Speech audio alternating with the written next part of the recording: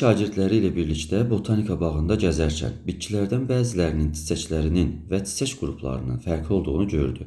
Şagirdlər müəllimlərindən soruşdu. Bu çiçəklərin hər birindən meyvə yaranarmı?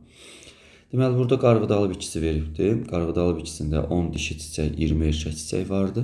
Günəbaxan bitkisi veribdi. 600 boru şəkilli çiçək, 400 yalancı dilli şəkilli çiçəkdir. Birinci sualımıza baxaq. Deyir ki, ikisi tapın eyni çiçəyin içərisində həm mitoz, həm də meyoz bölünmə prosesi gedən neçə çiçək vardı. Biz qarğıdalı bitkisini qeyd edək birinci. Qarğıdalı bitkisi bilirik ki, bir cinsli çiçəklər daşıyırdı və bunun bir cinsli çiçəyində pulcuq, pərdəcik olurdu. Pərdələr bitişikdir. Erkəkcik 3-dür, dişicik isə 0-dır. Çünki bu erkək çiçəkdir. Çiçək qrupu da süpürgədir. Qarğıdalın dişi çiçəkləri də var idi. Deməli, burada quruluş necə olurdu? Erkəkcik 0-dır, dişicik 1 olurdu və bu da bir cinsli çiçək daşıyırdı. Taxılların hamısında bu düsturu yazmaq olar, qarğıdalıdan başqa. Qarğıdalı çünki bu düsturu daşıyır, bir cinsli çiçək olduğu üçün. Və bizə deyirdi ki, dişi çiçək 10 ədəd olurdu, erkək çiçək isə 20 ədəd olur. Məsələnin şərtində verilibdi. Bir də hansı çiçəyi veribdi?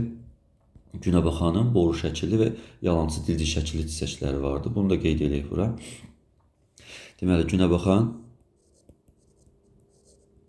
Günəbaxan bitkisi vardı. Bunun da boru şəkilli çiçəyi vardı.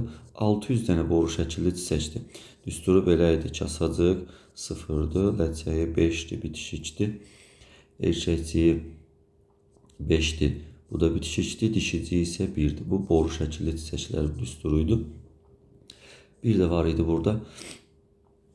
Deməli, Günəbaxanın 400 ədəd yalancı dilci şəkilli çiçəkləri vardı. Deməli, 400 yalancı dilci şəkilli çiçəyin düsturu kasa 0-dır, ləçək 5-dir. Erkəkcik də 0 olurdu, dişicik də 0 olur. Yalancı deyirik, erkək dişi yoxdur. Çünki bunlar həşəratı cəlb etmək üçün uyğunlaşan çiçəklərimizdir. Bizim məsələnin birinci şərtində deyirdi, həm mitoz getsin, həm də ki, meyoz bölünmə getsin eyni çiçəyin içərisində. Qarğıdalı bitkisində yəni eyni çiçəyin içərisində həm mitoz, həm də meyoz bölünmə prosesi gedən neçə çiçək vardı? Bilirik ki, bu dişi çiçəkdir. Dişi çiçəkdə misal üçün 10 dənə olsun. Burada verilibdir. Burada mitoz da gedir, meyoz da gedir. Səbəb nə idi? Çünki dişicik vardı. Dişiciyin özündə meyoz prosesi gedəcəkdir. Digər hissələrində də təbii mitoz gedir. Mitoz hər yerdə gedir. Burada da erkək çiçək vardı. Ona görə meyoz prosesi gedir. Və biz 30 çiçəyin 30'unu da burada götürmüş oluruq.